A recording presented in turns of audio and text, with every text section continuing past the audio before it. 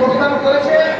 এই ক্ষেত্রে আমার বক্তব্য হচ্ছে 5 আগস্টের পূর্বে তিনি যোগদান করে থাকে, আমরা তাদেরকে সাধুবাদ জানাই।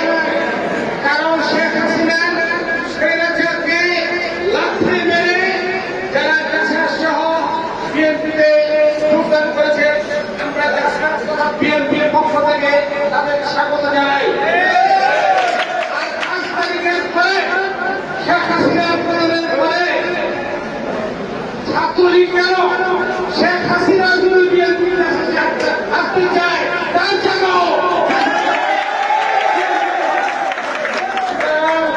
আমাদের প্রতি নির্দেশনা রয়েছে, বিএনপি মানে জাসাস মানে ছাত্রদল, ছাত্রদল মানে যুবদল, শ্রমিক দল, এখানে একটি পরিবার। বিএনপি 11 জন সন্তান নিয়ে হচ্ছে বিএনপি পরিবার। কারণ বিএনপির 11টি সংগঠন রয়েছে, 11টি সন্তান রয়েছে। এই 11টি সন্তানের মধ্যে জাসাস হচ্ছে 4 নম্বর সন্তান, 4 সন্তান।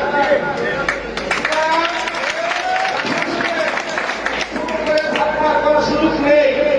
অনেকে জাসাস শুনলে অনেকের নাম শিক্ষার, তাদের উদ্দেশ্যে আমি বলতে চাই, জাসাস শুধু গান বাজনা সংগঠন না, গান বাজনা যাত্রা দল না। এই জাসাসের অর্থ আপনাদেরকে বুঝতে হবে।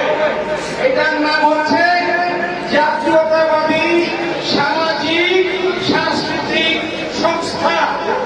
সাংস্কৃতিকের অংশটা হলো গান বাজনার অংশ হলো সাংস্কৃতিক। তার আগে রহমান সামাজিক কথাটা লাগিয়েছে জাসাসের মধ্যে। আমি ব্যক্তিগতভাবে জিয়াউর রহমানকে প্রশ্ন করেছিলাম। আমার সৌভাগ্য হয়েছিল 1971 সালে 27শে ডিসেম্বর যখন বঙ্গভবনে জাসাস প্রতিষ্ঠিত হয়। ওই সংগঠনের ওই সময় আমিও উপস্থিত ছিলাম। জাসাসের প্রতিষ্ঠাকাল থেকে 47 বছরের ইতিহাসে 14টি কমিটি হয়েছে, একটি কমিটি থেকে দুটো আমাকে বাধ্য হয় নাই। আপনারা খেয়াল করে দেখেন, বিএনপি যে প্রোগ্রাম সংগঠন রয়েছে, প্রত্যেকের নামের পিছনে দল কথা লেখা আছে। যেমন ছাত্র দল, যুব দল, মহিলা দল, স্বেচ্ছাসেবক দল। জাসাসের পিছনে দল লেখা নাই। জাসাসের পিছনে লেখা আছে জাতীয়তাবাদী সামাজিক সাংস্কৃতিক সংস্থা। এটা জিয়াউর রহমান একটি সুদূরপ্রসারী চিন্তা ভাবনা করে এই দলটি করেছিল, সংগঠনটি করেছিল। আমি জাসাসের পাশাপাশি যারা রূপগঞ্জের সিলে এলাকা আছেন তারা জানেন, আমি নারায়ণগঞ্জ জেলা বিএনপি প্রতিষ্ঠাকালীন যুগ্ম সাধারণ সম্পাদক ছিলাম।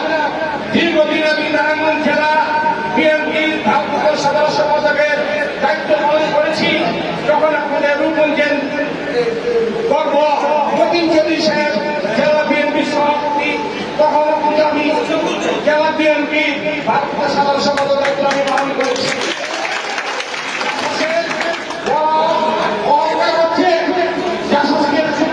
সুযোগ নেই। আজকে আমরা যার দল করি, যার পক্ষে বিশ্বাসী, দেশনেত্রী বেগম খালেদা জিয়া। আপনারা হয়তো অনেকে জানেন না, দেশনেত্রী বেগম খালেদা জিয়াকে এই জাসাস দেশবাসীর কাছে উপহার দিয়েছে। 1983 সালে এরশাদ যখন রাষ্ট্রপতি 24শে মার্চ 26শে